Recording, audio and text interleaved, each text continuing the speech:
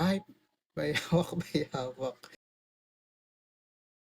Good morning, everyone. So this is a quick unboxing. I received a package from Douche Contact Lens. This is in the shade Cleopatra Gray, and ang kinuha ko is negative 1.5, and this is 14.2 mm contact lens. Let's try and swatch this one.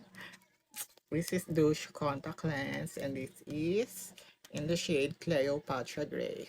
Let's try this. Super ano pala siya, parang ang lakas makabayawak. So, I think the design is not for me. Super halata pala siya, olay. Pero kung gusto niyo yung parang super ano, aswang-aswangan, ganyan. Siguro pag naka-makeup maganda siya or pag naka-lashes ka. I think if kung gusto mo yung super halata, yung maganda pang photoshoot, siguro ito yung bagay sa'yo. So this is in the shade Cleopatra Gray from Douche Contact Lens. This is 14.2 mm. Lalagay ko sa baba yung yellow basket.